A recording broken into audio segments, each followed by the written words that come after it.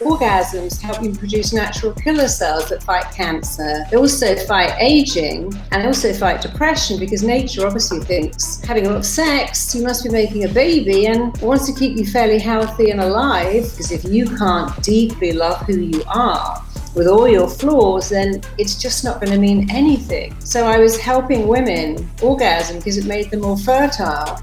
And word got around. People said, "What? Can I just do the orgasm? I don't want the baby, but can you just hypnotize me to be super orgasmic?"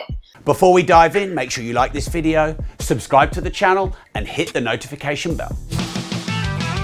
I am with the marvelous Marisa Peer.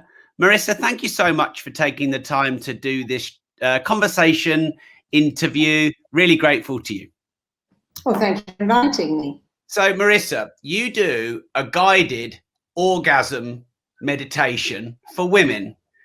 I must admit, I need to know more about this. I meant to, not just for women. Well, that was a sort of, so many of the great things in my life have come about almost by mistake. And many, many years ago, I was told I could never have a baby. And even if I could get pregnant, I couldn't possibly carry a baby to full term. And then I discovered that I could get pregnant, and then they said, well, the baby will have everything wrong with it. It will be very underweight. And she was born completely normal, about 8 pounds. And so I began to help other women who couldn't conceive. And then I discovered something really interesting, that when a woman has sex with a new person, well, actually, when a man has sex with a stranger or somebody new, he triples his sperm outtake.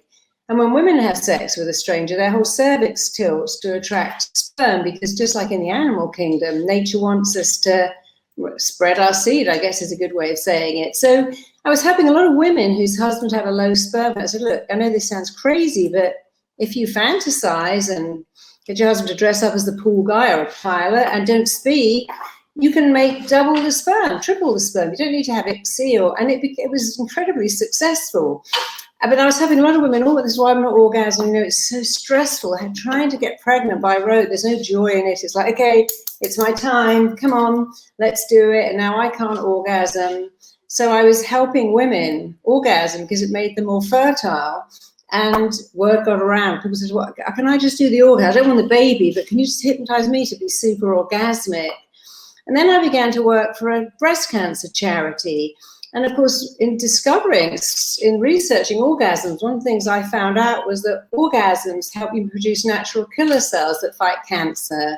They also fight aging and also fight depression, because nature obviously thinks, if you're having a lot of sex, you must be making a baby, and it wants to keep you fairly healthy and alive, obviously, to raise that baby. So when I was at one of these cancer charities, when the doctor said, I'm so glad you tell all these women to orgasm, because we couldn't possibly say that, but it's very good that you're here telling them that it helps them survive, because it's such a life-affirming thing to do. So for women especially, there's a huge amount of benefits from orgasm. Oxytocin, the bonding hormone, makes cells that fight aging, fight illness. You actually fight depression. So it was just a side-on of what I did, but it seemed to cause a lot of pleasure. And my mission is to make people feel happy, and that certainly makes people feel happy. So I was very happy to do it.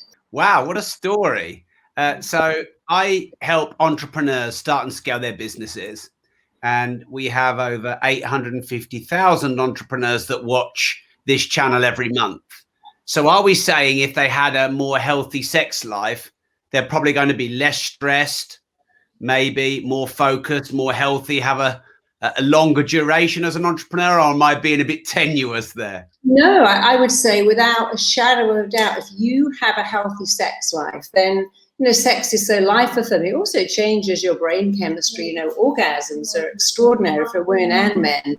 And so I would say that's absolutely true. If you can have orgasms, male and female, it's very important. But it's not just the sex itself. It's what is that? It's a bonding, something so mystical and special and magical. It gives you energy, makes you feel good. And it makes you live longer. In all the blue zones where they study people who are living to 102, 105, one of the things they have is regular sex, even in their 80s and 90s. And so, again, studies show that sex has got so much more to do for you than get you pregnant. It's actually releases stress, makes you feel good, and it's certainly worth doing a lot. Why did you become a therapist, Marisa? Obviously, you're very well known, and you know you're in the top conversations of all sort of celebrity therapists. I think you even have been voted as Britain's best therapist. Take us back to why you became one and how your life moved you there, and then how it became a success for you.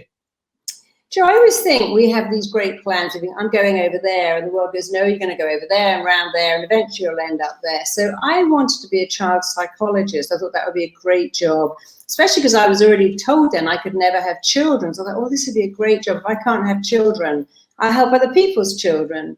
But then as I began to look into that, and I started off at teacher training college in Newcastle, I realized actually it is a great job if you're older. Maybe at 22, it wasn't ideal because you tend to be working with very damaged children, often with parents who are not on the same page at all. And I just realized I was too young for that. It wasn't for me at that time. And so I left Newcastle and ended up in LA teaching aerobics for Jane Fonda, which I have to say was 1,000 times more fun.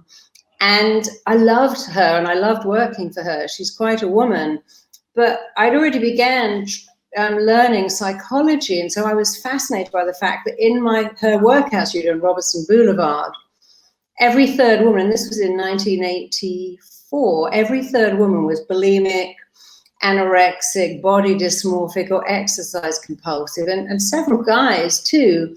I remember thinking, this is a mental illness. People are trying to treat this with diet and exercise. It's so bizarre that they don't understand that it's not a physical thing, it's a mental illness. And at the time, I shared an apartment in West Hollywood. One of my roommates was completely bulimic, the other was anorexic. One would eat one frozen grape an hour, the other would cry hysterically while eating a whole cheesecake that was still semi-frozen. And it was sad, but also fascinating. And I was very lucky. I met this amazing guy called Gil Boyne, who was a hypnotist. And I thought, oh, if I trained with him and learned hypnosis, I could cure my flatmates. I could still work for Jane Fonda and just pick all these people out of my classes and fix them. And that's what I did. And so I was still studying hypnosis in the evening, at weekends. It wasn't a long course, teaching for Jane. And all of a sudden I had this two simultaneous careers going on. But then what happened is people would ring up and go, hey, are you that girl?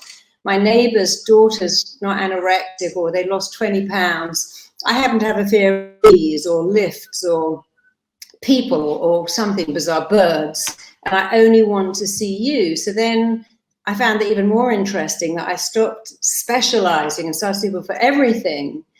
And it was truly just such a fascinating career. To this day, I mean, I've been doing it now for 33, maybe 34 years, and it has never bored me for a second. It's so amazingly interesting. Clients come along and they tell me the story, they show me their story. There's like, here's my movie. I was abused, I was abandoned, I think I'm stupid, I'm a compulsive eater. And I always think what an honor it is, because I get to change the ending of their story every single time. Some of us make it almost Oscar worthy. So it's very exciting, I love it. Hi, it's Rob. Quick interruption here to make sure you like this video and you subscribe to the channel. We are upping our content game, bringing you the most disruptive interviewees and guests and content, and not just the people who do the usual circuit. So make sure you like, subscribe, and now let's get back to the interview. Marisa, about 18 months ago, on the outside, you'd probably said, looking in, that we were having our best year in business. We were making our most amount of money. We had a training company that become the biggest in the UK. We were doing well, a good 8-figure a year turnover. It looked on the outside like we couldn't put a foot wrong. My business partner was developing 140 odd units for us in our property portfolio, and these were big projects, and he was doing great. And I felt the worst I'd probably felt in my life. I felt lonely. I felt misunderstood. I felt like everyone came to me for their problems, but I didn't really know where to go myself, even though I'd had coaches and mentors for probably 15 years. There was distance growing between me and my wife and my family. And for the first time in my whole life, I hired a therapist. And I did it on a practical level. I didn't do it because I thought I was suicidal or depressed, because I knew I had a good life. But I thought, well, I've never tried a therapist. I've had a coach, a mentor. I've done courses, loads of them, all the personal development ones you can think of. But I've never actually tried a therapist.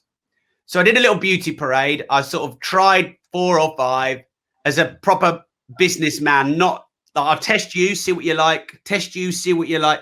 Anyway, I found a therapist called Sharon, and it was an amazing experience for me. And I've never been able to go so deep and reveal some of my baggage and the things I've been holding to. I realized that most of my problems were about when I was a young child and things I was perceiving as opposed to how things were. And it was a great experience. And I had therapy for a year. So have you worked with entrepreneurs, and have you helped disruptive, workaholic, very busy people? And if you have, could you give us a few tips on how you've helped them sort out issues? Sorry, it was a long question. No, I mean, yeah, one of my very first clients was quite an amazing guy, a very famous film director. You wouldn't know him because there's a lot of them in Hollywood. But he came into my office and said, you know, I'm suicidally depressed and I just don't know what to do with myself. And I'm a bad person. And I didn't really understand that because I'd seen lots of his films and I was in awe of him. And he said, no, if you knew my life, you wouldn't like me. I said, well, tell me everything. I said, honestly, I've heard everything in this office. There's nothing you could say that would shock me. So he said, well, when I was a kid, my parents, they weren't very kind. They used to put me out of the house every morning at 9 o'clock and said I wasn't allowed to come back till 7 o'clock, even in the winter. And I was only about 7 at night. So I would sneak into the back of the cinema, sit at the back row. And lo and behold, this old man would come and sit next to me and buy me popcorn and stroke my leg and kind of groomed him. And he would go back every week knowing that this guy was going to give him sweets, but also knowing that he was going to touch him and make him touch him back. And that went on for probably at least a year. And you see, it's never what happens, it's how the client perceives it. It's not the event, it's the meaning. And he said, you see, I'm such a bad person. I said, oh, no, if you were a starving kid and you stole a bread roll, we go, well, the kid's starving. I was actually having to be in Tesco one day, and this poor little kid was wandering around as pale as a ghost. And it was very clear that she was just trying to get food off the shelves. And so I gave her some, probably I said, this is good, you really need to get that little kid help. She's obviously just wandering around her after school in the rain with no food, no money, and it was just so terribly sad. So I told him the story and said, but you were starved of love. Just like that little girl was starved of food and was stealing it because she had to get it from somewhere. You were starved of affection. And in some ways what you did was, it wasn't shaming. It was almost like kind of showed a great sense of working stuff out for yourself. You could have been in much more danger. You were in a warm cinema, not to minimize at all that he was being groomed and abused. That was awful. But awful things are always going to happen to kids that are stuck out in the street all day long.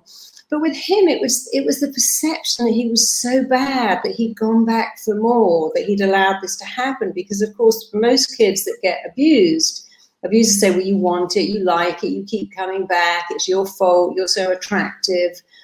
And I find all my clients teach me as much as I ever teach them, because the scales kind of dropped from his eyes. I said, you're not a bad person. Something bad was done to you. You're as innocent now as you were when you were 5. You're an innocent person, and somebody did something bad to you. And you've coped with it because you're very resilient. And now you just have to let go of the shame and accept all your awards and not have this voice that says, but if you knew about me. Because I said, I know all about you, and I'm not judging you. I think you had incredible fortitude to cope with that and deal with that and find a very strange, unhealthy, obviously horrible resolution to being left on your own all day long in the street in the winter. And so that's often what happens with very successful people. They look at their past and go, yes, but, I stole some candy when I was a kid. I cheated in my exams. My mother's husband used to look at me funny. And they have this terrible guilt. And there's all kind of survivor's guilt and all kinds of guilt. My mum wanted a boy and I was the third girl. She wanted a girl. I was the fourth boy. My dad left when I was 2, therefore I'm not lovable. My mum's new husband likes her and their new child more than me. And it all comes down to the same thing. I'm not enough because when I was a kid, my needs weren't met. And kids don't have many needs. Their need is, I want to feel safe. I want to feel loved. I want to feel significant. I want to feel that you're proud of me, and I want to feel that I matter. And when those needs are not met, and they so often are not met, what happens with a child is they never stop loving the parent. They stop loving themselves. Then they form a belief, these needs are never going to get met. Never, ever. And even though they often become rich and famous, they still have this belief inside. I still feel like that insignificant kid. I've faked all of this. I've pulled it all off, or I've got everything, but I still feel unlovable. I still feel this not enoughness. And so the more successful people are, the more they often feel that, because it all begins to feel a bit like a fake. Well, I was a little kid who felt worthless, and now I thought, well, I'll become famous and rich and successful, and then I'll feel amazing. And then they go, oh, but I still feel the same. But before I had a dream, I'm going to be this and do that, then it will all be okay. Now I've been there, done that, it's all not okay. And now I don't know where to go. And that's when often drugs come in and really destructive behavior, because there's nothing left, because they thought the dream would make it better. You can look at Amy Winehouse, Michael Hutchence, Heath Ledger, Philip Seymour Hoffman, all those people with a dream to get everyone to love them. But they forgot the biggest bit of the dream. You really better love yourself too, because if you can't deeply love who you are with all your flaws, then it's just not going to mean anything. How do entrepreneurs get out of this cycle of never-ending busyness and the never-ending chase and it never being enough? Well, you see, that's so interesting, because I found very early in my career that all my clients, whether they're a movie star, an entrepreneur, or somebody who ran a children's school or a bakery, indeed, they all had the same thing, which is this not enoughness. I'm not enough. So if you start from I'm not enough, then what do you need? Well, you need more. Might be more cakes, more alcohol, more medication, more drugs, more sex, more shopping, more shoplifting, more awards, more praise. But when you constantly need more of something, you have to peel it back to what's causing that. Well, it's the not enoughness. And many successful people build a company, sell it, go, that's good. And then they build another one. They do up a house and go, never again. And a year later, they're doing another one. So they just can't stop with this, because you can't fix the not enoughness with more. I've worked with thousands and thousands and thousands of drug addicts, and every single one said the same thing, I'm not enough. Same thing with alcoholics. But also it's very much the same thing when you're working with people who are driven to succeed and really need the affirmation and the praise and the recognition and the awards and the big balance, but they still need more.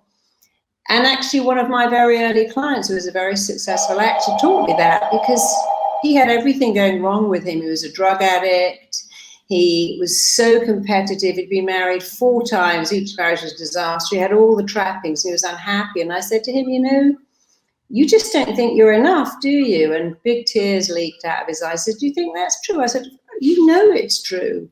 I mean, how many people live your life with all these awards, 4 ex-wives, all the cars? And later on he called me and said, you never believe it. He said, I've sold my Porsche, I've got a Mini, I'm going fishing, I've got a girlfriend who's a hairdresser. I've never understood before that was it, because I made him write it all over his house on lipstick, having 4 ex-wives. One thing's true, there's a lot of makeup in his house. So we could write I'm enough on all his mirrors, and I made him say it. I said, but it's not enough, you've got to say it, state it, put it on your ringtone, because when you think you're not enough, that affects your entire life. I'm not enough, so I need more. And when I get more, I still need more. So somebody might say to someone, hey, what a great business you've got. And they go, yeah, I know, but I need more. I need it to be even bigger. I need world domination. First I had dominated my country, but you've entered a race and there's no finishing line ever, because as you get to it, it moves. And it isn't that you have to come out of the race, but you have to cure the I'm not enoughness. In his case, it all stemmed from being born in a trailer park and having a mum who worked nights and a dad who was in construction who couldn't work every time it snowed, so he was full of anger. And all children think, well, my mum's at work, she's always at work. And then they have a conclusion, because she likes work more than me. My dad's never here. My dad's always away because, well, they like work more than me. Because again, it's too scary for a child to work out the parents are lacking. That's terrifying. We have to idealize our parents in order to, it's our fault. My dad's angry because I'm not enough. My mum's always crying because I'm not enough. My dad left because I'm not enough. And so you have to fix it at source. And for him, just getting him to say, I'm enough every day. I think he lost like 40 pounds. His whole life changed on a dime. And he'd spent a long time in rehab. And it sounds almost too good to be true, but its strength is in its honesty. No baby says, I'm not enough. I haven't got any hair. I've got these triple knees. I keep, vomiting up food and can't even get my eyes to move in coordination. They know they're enough. And so really all you have to do is reactivate and remanifest, regenerate what you were born with, a certainty that you're enough. And when you know you're enough, it changes everything. It allows other people to know it too. And it's not about changing your weight, your shape, your size, getting a different car, having a six-pack. It's not about having all the trappings, getting custom-made suits or custom-made shoes or having this gorgeous supermodel on your arm. It's about knowing that you are enough. And when you know it, everyone else kind of knows it too. But even if they don't, it doesn't matter. It changes your life. And I'm sure you got a lot of that from your own therapist. Making peace with who you are and knowing, look, I'm a flawed person. I'm always going to be flawed. And I'm having a relationship with flawed people. And the best we can be is flawed people having flawed relationships. And that's so much better than, hey, I'm going to be perfect and have a perfect relationship with a perfect person, because it just is not even remotely possible. How do you unlock your ultimate self-confidence? Well, that's a great question. What does confidence even mean? Because we'll say, I'm really confident at work, but I can't talk to people in a bar. Or I'm really confident at home with my partner, but I can't talk to my boss at work. So there are levels of confidence. Confidence in what I do, confidence in who I am. I remember talking to one of my clients who was a pioneer in IVF and an amazing guy, but couldn't talk to people, couldn't even have a relationship with women because he was so caught up in, he could talk about biology, and he had a lot of confidence in hospital, but that was it. So there's all different kinds of confidence, but to make it easy, confidence really comes down to, do you like yourself? Do you really like yourself? Can you hold your head up and go, hey, I'm me. I'm not good at everything, but I've got some qualities and I'm a nice person and I'm worth being around. And it's great when you can say, but I also happen to be amazing at IT, or I'm a phenomenal chef, or God, I'm an amazing parent. But that isn't really, that's confidence in what you can do. Real confidence is, do you like yourself? Do you go to bed every night and wake up in the morning liking who you are? Because if you haven't got that, you haven't got very much. And I think what happens, I see what happens is we have all these kids in school and they try to make them good at everything. And I was recently giving a talk and this guy said to me, hey, how can I make my kid be good at everything? I said, are you? He said, what? I said, good at everything. He said, no. I said, well, don't even bother then, because why could you ask your kid to be good at everything when you're not? That's really incredibly weird that you would even think that was normal. You're supposed to be not a jack of all trades and a master of none. You're supposed to be good at something. And I think many schools try to make kids good at sport and science and maths and drama and art, and so many of them know what they're not good at. And I love the fact that in Finland now, you only go to the lessons you like. And my father was quite a revolutionary head teacher, and he did that. He says, no point in going to a lesson you hate. You don't have to do that, because go to what you're good at, go follow your skill set. And I think schools do a lot of damage because, they stream you. And so you're in the lower stream.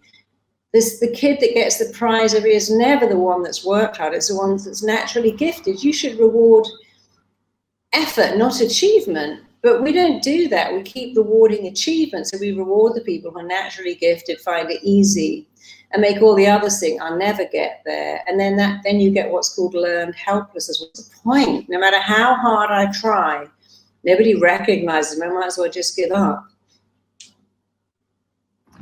Marisa, I saw a tweet of yours recently, and I'm going to quote it because it was quite a long tweet.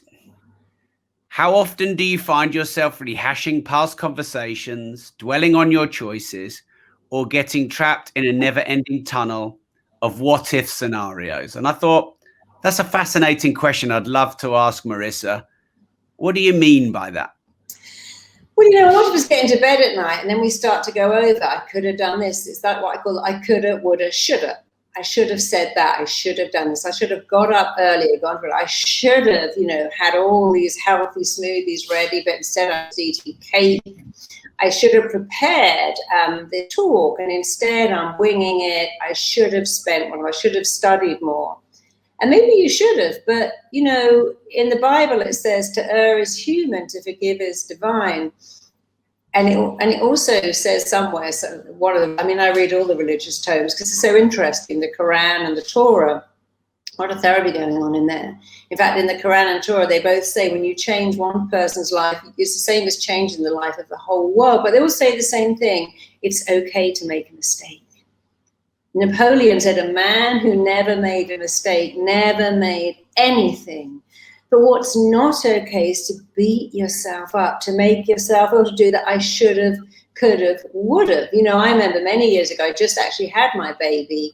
I was going to be interviewed in a television show, and that was in the days of cassettes. And I'd kind of record what I wanted to say, and I put it in my car, and my car rewound it. And then it played the radio while it was rewinding, and I completely forgot. And I arrived at the venue and thought, oh my God, I didn't listen to any of that. But I thought, you know what? I'm obviously not meant to listen to it.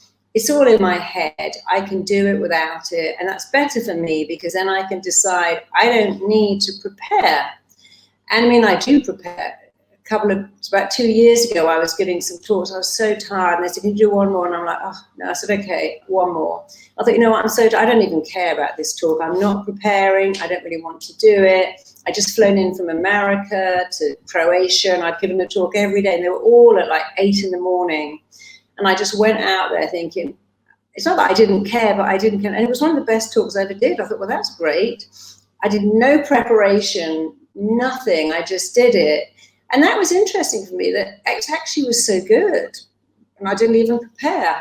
So I don't know what that tells you. Well, I do know. It says that sometimes you just have to be yourself, all the preparing, all the preening and getting ready. And it's just so nice when you can show up as you and people say, well, I like you. I like you so much more without that makeup. And, oh, I like it when you're in tears because that's the real you. I love that little bit of fat around your middle. That's my favorite part of you. And actually what we do love about people is their funny little foibles. And it's such a shame they're all trying to be perfect. I've got to snip something off or inject something in just to go out in the world and feel acceptable. And, we have that whole thing for women, not so much, you've got to have fat hair and thin thighs. So when you've got fat thighs and thin hair, you might think, well, I don't count. And that's just so not true.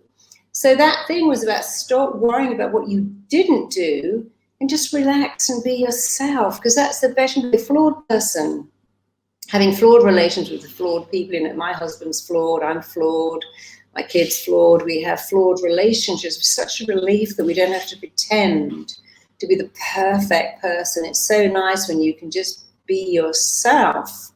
And I think that's what success and confidence is. Many people say, some people don't want to strive for excellence, but it's great if you do, and it's great if you get it, but you still have to go home and be yourself, and sometimes just get off that hamster wheel of always trying to get more awards or more money or a bigger house, or, we're always upgrading everything. Marisa, let's be honest, you're pretty much a celebrity in your world, and you've developed a really strong personal brand. Now, I know Lewis Howes, and I think that your interview with him was massive. So could you tell us how you've managed to build this vast personal brand and the impact of doing things like that interview with Lewis for your business? You know, it's a really funny question. You asked. About 15 years ago, I was on a TV show called Celebrity Fit Club, working with overweight celebrities. There was me, there was a doctor, and there was a trainer. And the doctor was very kind of intimidating. This is not the English brother, he was great, but the American doctor. And his diet was so crazy. It was all about, low fat and carbs. And I kept saying to him, that's such a stupid diet. Carbs are full of sugar. He's like, no, I'm a doctor, I know everything. And at the end of that, I really regretted not saying to him on camera, your diet is absolutely crazy. It's 30 years out of date. Doesn't know one of these people aren't losing weight because bread is cake, rice is cake, pasta is cake. It turns to sugar. You need fat. And he was this old-fashioned low fat. But he did me a great favor because I realized that I should never be scared of what people think. Never be scared to say that doesn't work, that's out of date, that's ridiculous. That's incorrect. And I think it was when I had the courage to say, why do people have to go to therapy for 10 years and build up a relationship? I mean, I hear what you say about your therapist, and I totally get that. But I also think that many people just keep going and going and going for years and years, and no one goes to the emergency and goes, hey, I've broken my leg. Can we build up trust before you can fix it? No one goes to them and says, hey, I'm in terrible pain here, but I know we've got to spend ages building up trust before you can make me better. And so I decided to just talk about that and to talk about the things that I feel are important. And I know when I was on Lewis's show, he asked me my favorite saying, and it's one from an amazing psychiatrist called Dr. Morse. He says, the feeling that cannot find its expression in tears will cause other organs to weep. And I've always thought, wow, that's just so profound that we're so busy treating people's organs that we forget to treat their feelings.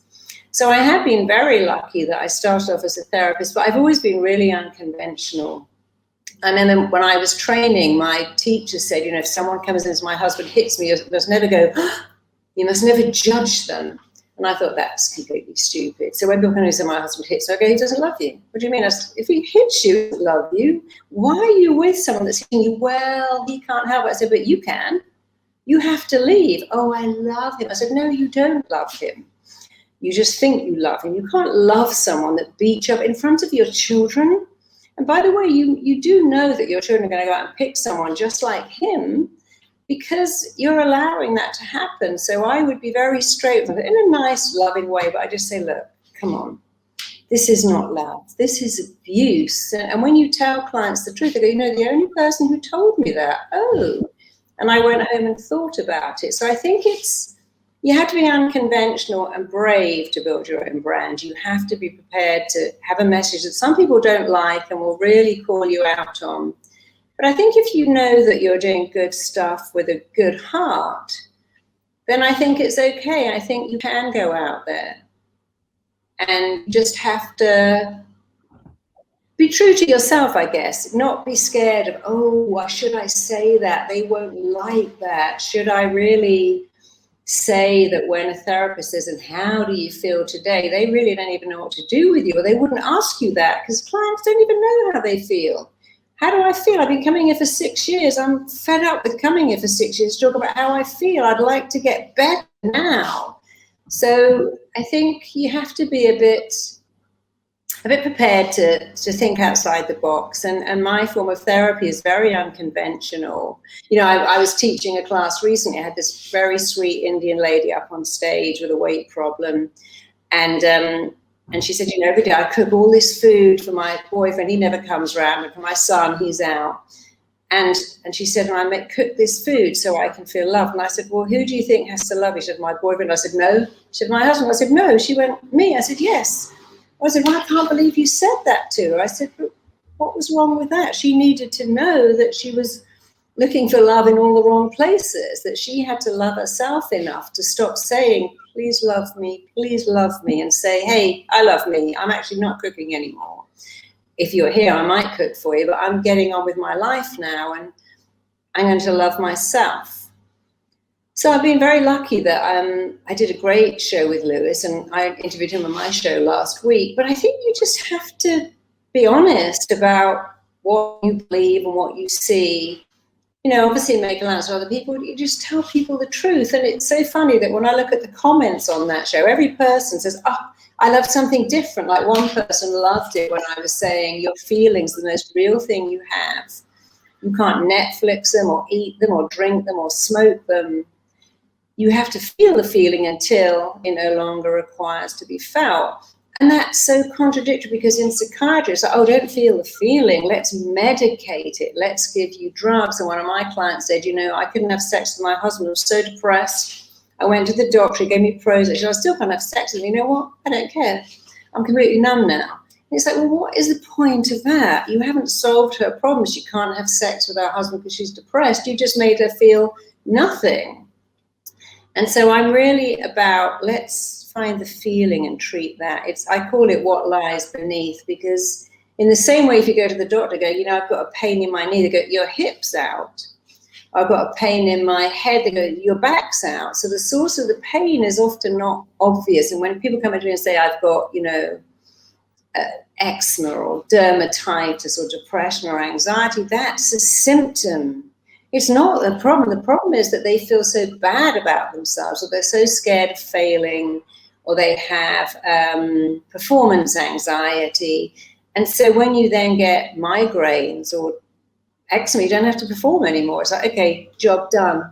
And it's very important to always look at, you know, what's really going on here. I never say, when I work with troubled kids, why are you doing that? I say, what happened to you? And they'll go, oh, well, you know, my granddad started to touch me when I was 11, and then I got really fat, and I never told my mom, and here I am now, a complete mess. But you can't say what's wrong with you. You have to go, what's happened to you? What went on in your life? What was going on when this began? And people will tell you all kinds of stuff if they really know that you're not judging them and your agenda is to help them get better. And so I love that clients will reveal everything to me, because they feel safe, and it's just like going to the emergency room. We want to get over their pain as fast as they can. Why do nice people finish last? Because they try to make everybody like them. They put everyone in. You see, it's a bit like if this, let me use this pen. So if this was a little seesaw, so here's the belief. That's an arrogant person, show off, selfish, and they're up there. And then here's the martyr person who puts themselves last, and they're down there. And they've forgotten in the middle is something called honoring yourself. So of course you don't want to be a martyr. You don't want to be a martyr, putting everyone above you. But you also don't want to be the ruthless person that puts himself above everyone else. You need to be right in the middle. You need to honor yourself. And, you know, there's a great story I love about somebody who went to hell. And they said, I went to hell, and they had all this amazing food on the table. It was incredible. But they had these 6-foot chopsticks, and nobody could eat anything because the chopsticks were too long. Then I went to heaven, they're exactly the same. But people were feeding each other.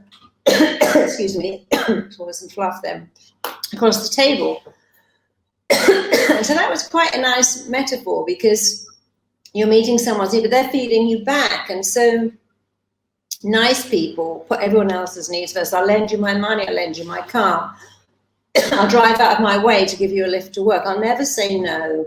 You say something mean to me and I'll just kind of laugh, and I'll get bullied, but I'll put myself last, because they're scared of putting themselves first, because we think people who put themselves first are ruthless. And there's that expression, it's very lonely at the top. It's not lonely at the top. It's very crowded at the bottom.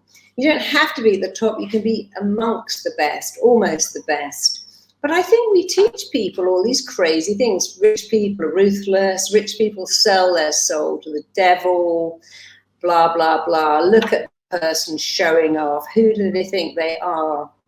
What we're saying is, don't draw attention to yourself. You know, do for others. And in the Bible, it says, love your neighbor as you love yourself, not more than. It says, as you love yourself. That means treat them with the same respect you would treat you. It means, sure, if you're making a cake, maybe take one over, but don't give them the whole cake and leave you with nothing. Don't say, well, I've made this lovely food. Why don't you have it all? So if you're nice to other people at your expense, it doesn't work, because people will push you as far as you allow you to be pushed. And when you can say, you know what, no. And I find that many of my clients say, so I'm so sorry I'm late. No, don't say that. Say, thank you so much. I'm so sorry. You seem really unhappy. What's wrong? What have I done wrong? What have I done to upset you? You mustn't do that. You can say, thank you for waiting. I really appreciate the fact you waited for me. Thanks. Yeah, you seem a little out of sorts today. Can I do anything to help you? Do you want to be left alone? Do you want to talk? But don't go through life saying, sorry you're cross. I'm sorry I'm late. I'm sorry I messed it up. Because apologizing for yourself over and over again just doesn't reach when they go, sorry, not sorry either, because that's not right. But you need to honor yourself, respect yourself, and love other people as you love yourself. Share your stuff, but it's like that thing on the plane. You've got to put your own mask on first, otherwise you're no good to anybody.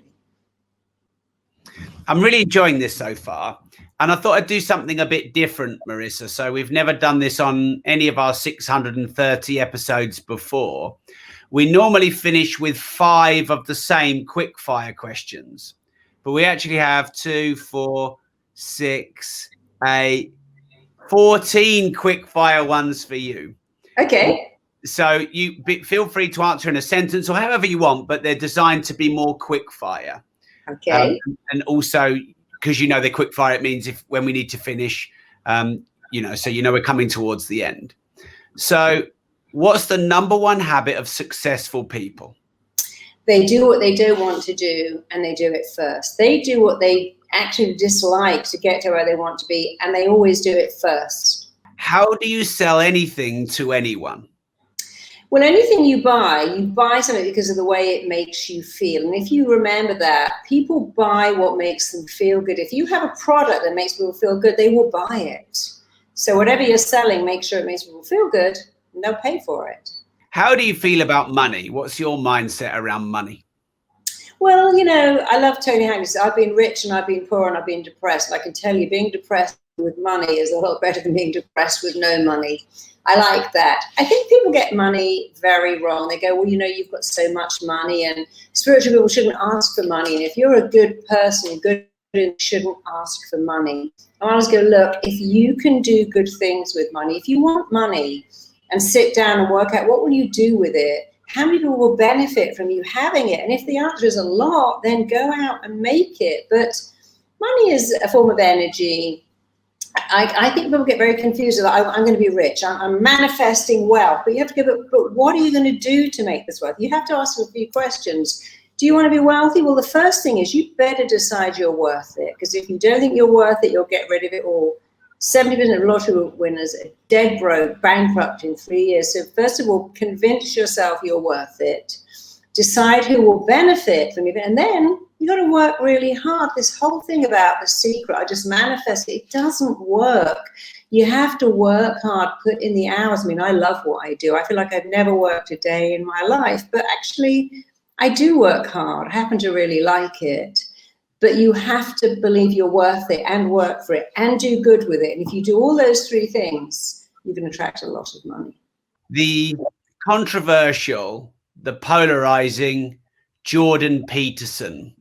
What do you think about him and his epic rise to fame? Well, I think he worked I think you're talking about the athlete, Jordan Peterson. No, the intellect. He wrote the 12 Rules for Life. Oh, sorry, I'm thinking about someone else. Well, I think the 12 Rules for Life, whenever people can relate to what you've written, when they can relate to it, because people like there's 10 steps or the 12 rules. And when they can, if you write something that people can understand and apply, and you speak their language, you deserve to be successful. And I think people like that. I think a lot of writers write what they want to write, and you have to write what people want to read. And if you write what people want to read and give them handy hints that are easy to break down, then you'll do really well. What's the weirdest therapy session you've ever done, or what happened in it that was the weirdest thing you've seen? So when I was a therapist on television, they used to ask me to do all kinds of weird things. Can you put on a bikini and do therapy in a jacuzzi? I'm like, have you ever known a therapist to do that? No. Can you put on a little nightie and go and do therapy in this client's bedroom while we film it? I'm like, no. No therapist turns up in a little negligee and does therapy. No therapist does it in a jacuzzi. So I've been asked to do many weird things. And one show I was on, they said, okay, could you humiliate all the celebrities, make them cry, make them really cry? It's such good television. I'm like, but that's not therapy. Therapy's not about humiliating. It was about making them feel better. So I eventually decided to stop working as a therapist on television because they would always ask me to show people up, humiliate and shame them and have them in tears. And it's like, no. So that's probably the weirdest thing. In the name of entertainment, I've been asked a lot to really upset my clients, but I've always said no. I'd rather leave the show, frankly. And I'm glad I was able to say no to that because it's so wrong. Is there something that you used to believe, maybe quite strongly, but you've changed your mind about? Yeah, I think I used to believe that success was down to hard work. And now I realize that 80% of success is down to mindset. That mindset of I can do this, I'm skilled at this, I can do this, it's got my name all over it. It's still hard work, but you know, I made up a little saying and I really like it. And it gets quoted a lot, which is lovely for me because I love quoting other people. But it says, belief without talent will take you further than talent without belief. But if you have both, you can be unstoppable. But it really is true. You can have all the talent in the world without belief. It's nothing, but you can have no talent. We see that on shows like X Factor. And yet you can have phenomenal self-belief and you can make it in the world. So the belief is actually more important than the talent. But when you have both, well, you can just take off. So you run guided orgasm meditations. Have you ever faked one? Oh, I think probably when I was 17 or 18, I would say, of course I did. Because when I was 17, I didn't know who I was. I didn't even know what they were. And of course, like most 17-year-olds, I wanted to please the person I was with and thought, well, I didn't even know how to do this. So I'll just fake it. But it's actually better not to. I think you can be allowed forgiveness for anything when you're 17. You have no idea who you are, where you're going. But now, I would never do that. But I don't need to now because I know the sexiest organ is your mind. You know, orgasms start in your mind. Once you get that on board, you can have them, any type of orgasm, whenever you like. But it's really a mental thing. I just want to say I was so nervous about asking that question, but I made myself ask it anyway. So thank you for a great answer. Oh, you're welcome. What's your biggest win that you think maybe you've had in your career? Just, you know, I've had so many. Being voted Therapist of the Year was amazing. I'm Enough, my flagship program, has won so many awards for best product. It won an award for best pharmaceutical, which was quite amazing because it isn't a pharmaceutical, but it really helps with depression. So I think being recognized, but the biggest thing, no, I know what it is. When people come to me in the street and say, you changed my life. And some people write to me and say, you saved my life. Somebody said to me, you know, I was looking out of my window trying to work out if I jumped, would I actually be paralyzed or could I die? Because I wanted to die. So I don't know what happened, but I heard you speak on YouTube. And in 3 days, I never thought that again. And I'm in a different life now because I really bought into the I'm enough. And I say, and who would have thought those 3 words would have changed my life? So that's my biggest achievement by far, bigger than all the awards, having people say, you know, I signed up for I'm enough. I started to say it and it was a game changer. And I have my kids say it, and it's changed everything. So that's my biggest achievement, having people understand that everything begins with knowing you're enough. And what would you say has been your hardest moment in your career, or maybe the biggest sort of fail? Well, the hardest moment is, there's a couple of things. There's always going to be the haters. I mean, luckily I don't have many, but I have a few, one in particular, and they love to come on and go, well, you're stupid and you're not a doctor. And who are you to tell people that just talking can make them better? They should all be on medication. So that's just a situation that comes with, I guess, having a big audience. And then the other one, I mean, very lucky because I would say half the doctors I meet are so on board. We train a lot of doctors now. They love our TT. We tend to have about 12 on every course I teach. But it's always having the others who go, no, depression is a chemical imbalance in the brain. But it isn't. There's no study in the world that can tell you that. It's not possible to treat someone, to read and to look for this chemical imbalance. And that was made up by a drug company even a doctor. A drug company created that belief. You've got a chemical imbalance, you need medication for the rest of your life. But getting people to see that, you don't have to be depressed. You haven't got bipolar. Half my clients aren't even depressed. They are so repressed. They haven't got a voice. And they're so suppressed, trying to be good or nice or kind. And recently I worked with someone who said, I think you should stop being good. Why don't you become bad? I think that'd be so. Go to Ann Summers and be naughty instead of good. She said, oh my God, that was changed my life. I never knew. I was trying so hard to be good. And I was trying to be a good mom, a good wife, a good parent, a good employee. I suppose when I just went, fuck it, excuse my French, it was revolutionary. So I love that. So it's a challenge getting some people to see that, although that sounds so frivolous, I'm deadly serious, stop being good all the time. Have fun, be naughty. It's much more fun than always having to be good. What's the best advice you ever remember receiving? Oh, for my dad. My dad, who was an amazing head teacher, said, every child, they walk up to you, imagine they've got the words, please make me feel important, written on their head. So his advice was always make people think they matter. He would pick up every hitchhiker. He was such a kind man. If we were at a fair and someone was getting beaten up, he'd go in there and rescue people. He was a real rescuer. But his whole reason for living was make people feel they matter. So he gave me that advice. And I think that's why I became a therapist. And what's the worst advice you ever remember receiving? The worst advice? That's a hard one. I've probably got lots of bad advice. Don't draw attention to yourself. I would say don't draw attention to yourself and don't make a fuss. Because, if you want to survive an illness, you need to get difficult, cantankerous patient written on your notes. So my grandparents would say, don't make a fuss, don't draw attention to yourself. And I say, make a fuss, draw a lot of attention to yourself, because the squeaky wheel gets the oil. So 3 more, Marisa. Thank you so much for this. Is there one thing that you feel is particularly wrong with the world that you'd like to change? Oh gosh, I think there's so many things wrong with the world. I think we're making every generation more and more depressed, because I think people now get overexposed to fake images of perfection. I think the internet shows everyone else looking perfect, and I think that's wrong because it's not real.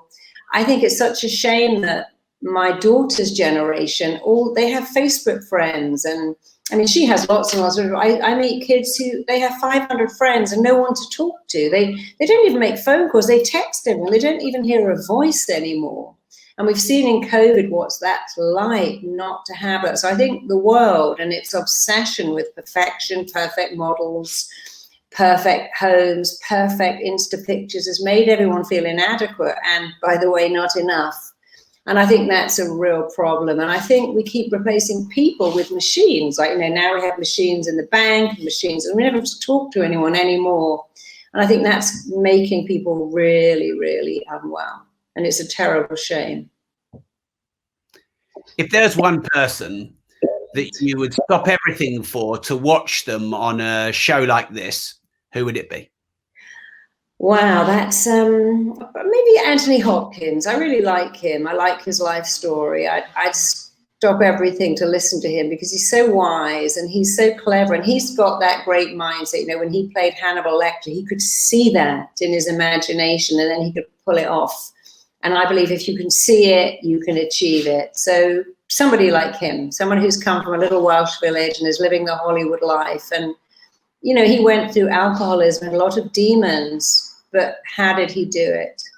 This podcast has got the word disruptive in it, the disruptive entrepreneur. So what does that word disruptive mean to you, Marisa?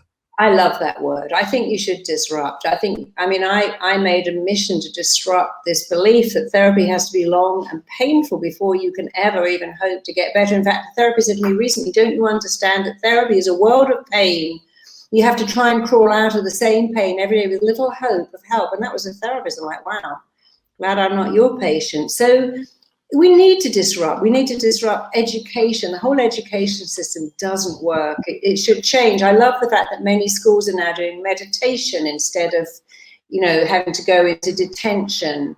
I think the whole prison system needs to be disrupted. I think so many systems need disrupting. And I think it's great to be disruptive. That's what Steve Jobs did, didn't he? Said the people, what was he called? I can't remember, but the square pegs and the round holes, the crazies, they do things because they think outside the box. So I believe in disrupting, and I think we should do it more, not less. So we have 4 minutes left, and I'm going to take one question. And this is from Sally, who's a student of yours, Marisa. And she said, Marisa, what do you think about feminism? Oh, that's a good question. I have to be very careful what I say here now. I think feminism is overdue. I mean, it's amazing to my daughter's generation that women weren't seen as equal and didn't have equal pay. And when I watch things like Life on Mars and some of the things they talk about, or even the Sweeney, you think, wow, is it really like that? So of course, I believe in feminism. I think we should all be feminists because feminism really means equality for everybody. And I think that's important. I think it's also a great shame that so many men seem to have lost their way, because I work with many, many more what I call lost boys than lost girls. Lost boys who've never had a father, never had praise. The missing bit of them is they've never had someone say, you're great, I'm proud of you, I love you, I'm so glad I have you. So I find that men are suffering much more in the world than women. The suicide rates for men are way higher than for women. So I absolutely believe in feminism. I think we should all be feminists, men and women. But I also, being a feminist, can say honestly, I think men are having a harder time than women now. And that's been happening for a long time. And I don't see that going away anytime soon. Where can we follow you? What are your social media profiles? Is there any book or course that you particularly love to share? Well, I'm very lucky. I'm forever grateful I was called Marisa and not Janet, because you can always find me. So marisapeer.com, that's my website, and I give away tons of free stuff. We have audios on love blocks, health blocks, wealth blocks. They're all free. We don't ask for a card. But if you think you have any blocks, just go ahead and take as many as you like and give them to other people too. And then I have imenough.com if you want to feel enough. I'm on Instagram. I've got hundreds of free videos on YouTube. I've got quite a few books. I've got a new book coming out called Tell Yourself a Better Lie. Very excited about that.